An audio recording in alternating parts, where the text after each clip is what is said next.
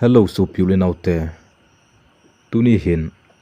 thusim chomcha ngainu umta kilna theita khat angai kinu hitin atusim chu a hi le leisin hi kikhen na gambo hi kiti hi tun angai pan ki taw hite ga kisil taute ti achun towal le savan ke choi achun ka kisil jina u saron kiti na mun chu akilai te tabang khoma chun katel uve hiti chun nisi school kikhen ting football ka kichim ji uvin ka khop de over kaul sa uvin e chup ting ule hichimuna chun tui ka kijap kit ji uve ki ginni le pathini di lewang chun nilum ti thei khoma chun ka kichim ji uvin hi chule kongkle lang ting ule ke ho hostel komta achun babies home kiti naw chuga ki wat namun lampi a ka ki zot pa ji achun radio kahin ngai pa ji uve keidinga radio thado program hiti a gangai ji chu e pawwa ka ke holimpi thei umsun thulela ngai hlana a kanei thei sun a hi ji achun thon lo wachun kahin ngai pa te ji e abang kum ting lewang kaloi hon a khop ji tan keiwang hom thole thalel ta achun aki chaiting kangpot panbep ji e hitia kachi jing ji achun hichinau chuga in ave kol ho to jong chun kong ki mel het che tai chapang izat oma hoilang langa pat hungki koi a hidi wem thi chu het nomna lungku ta khat kai nei tan khat ve ave kol ho ka to le e hin sei pi in chapang cha kai na lai wang achun ka tho lel kham se nin apu ka dowin ka gen thei chumpi le jing e kamdam anema ki don talo amit ha uwa noi tui ngai chat na le ata sa jing uwa ki he theita anu angluma talo hichi chapang ko hello ho chu atamzo kathesan ki ba pi kami ka sangen an hiwe hichi chapang ho hinwang ipizia anu anglum da tha a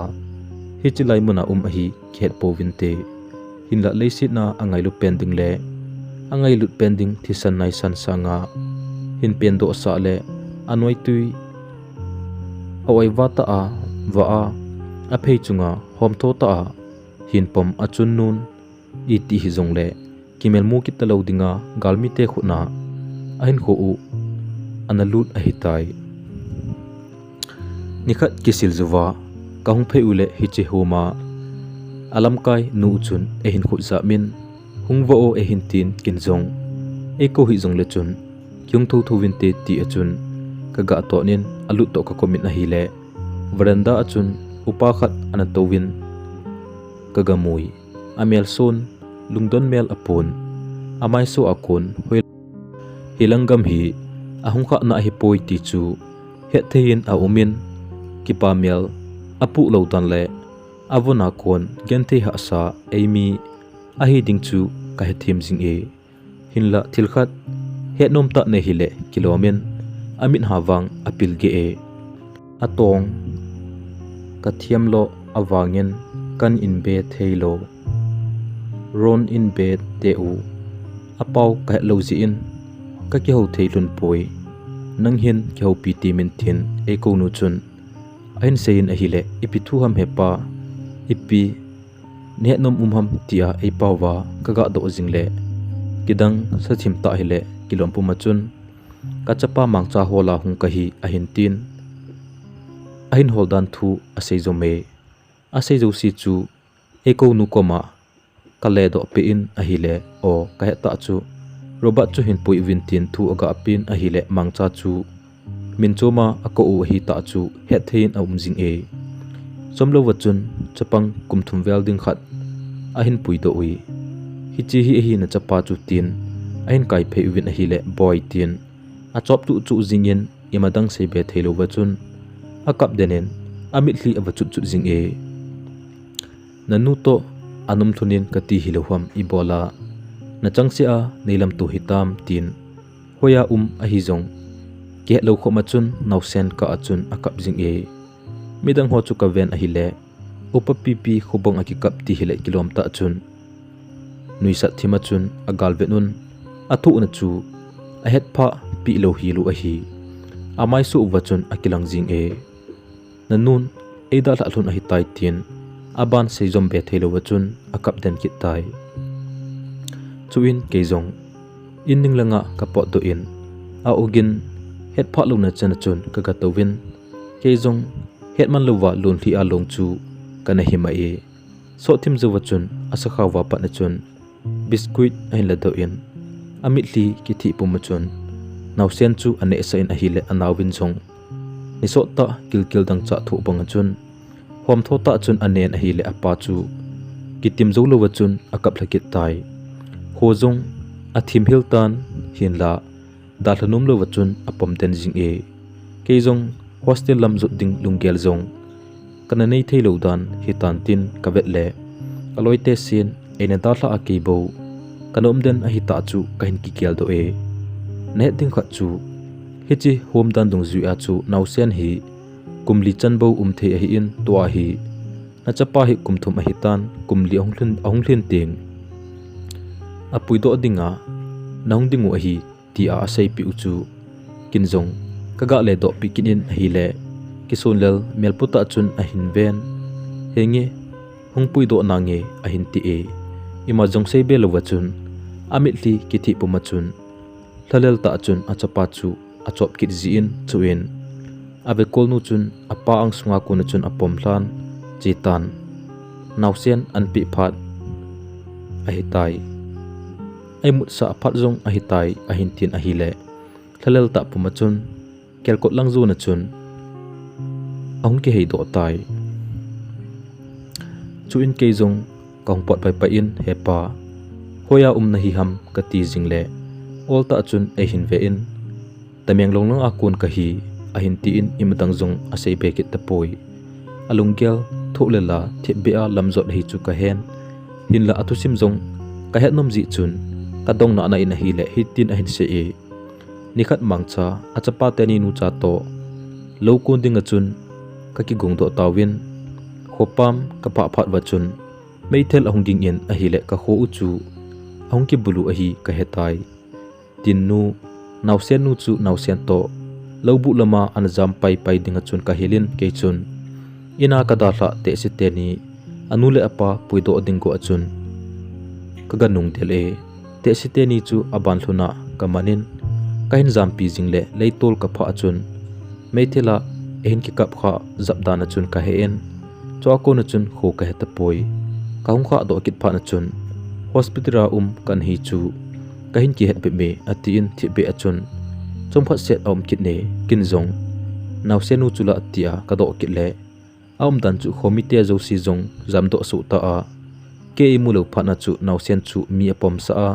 ka komlang a hindel le galmite to lampi a ki tu khawa ahin khu achan lo ahitai ahin ti e chule achapa chu homite danghon sisi pulanga azampi pai uwa nauchuga ina an koipi thu uzong ei pi kine haptaka zo vela pa na hin jingka si le meihol ahin po alam kalam ahin zot ji kamun kinjong khatve ka kyau lempi kit le achapa adala num lo ji a meihol zu a den ahi ta chu ei pi e lampi be a azot pa ji jong le alungmon chomdan ei pi e jingka school ka zut langteng amazong lamka lang zo na chun mehol ahin puji in nila kisila ka chi ji tingule achapa ading ne the agapi pa ji chu kamji e kavet ji ting kalai anaji le jing e heti achapa ne the chopi jing phana hin achapan jong amel het hitan tin nila anglun phat nga le kilom ta chun mel ngui hiule kinep na mel pota chun kelkot phunglang an gal dot ji e keizong nila si ting ama te ni monom nan khat ve ve hungwai ge ji le jong le nausen banga chun apa chu kananga do ji e phat hong chi chin a hele helo ka chun kum khat lang ahung ling tai nila khat homa lam kai nu le mangchapa kyau lim ka moi kaga nai phele achapa puido phat a hi ta thu asein hinla foundation day man ni ding to akito ji achun kin ki chai le anup le akipui pai thei dinga chun mangcha pa chu asei pi e chule ave kol ho hobung lam kai tampi jong hungding chapang hon jong la sa dingu a hi ji achun achapa won ding acho pi thei ding le acho pi ding jong asei pi e chuin aman jong achapa puido pai pai a puido pai pai agut thu le won jong en cho pi ding thu chu asei pi kine ajing dihla chun apa mangchapa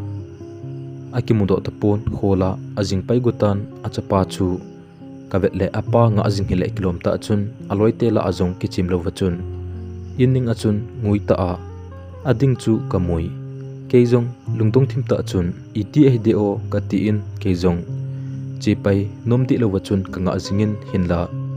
akimudo ati tapoi ajing jingka chun mehol hin poho kavet le ama kamdo kit tapon hile kalung adong thimhle tan hinla aphat si a iti jong kito jing dingham katin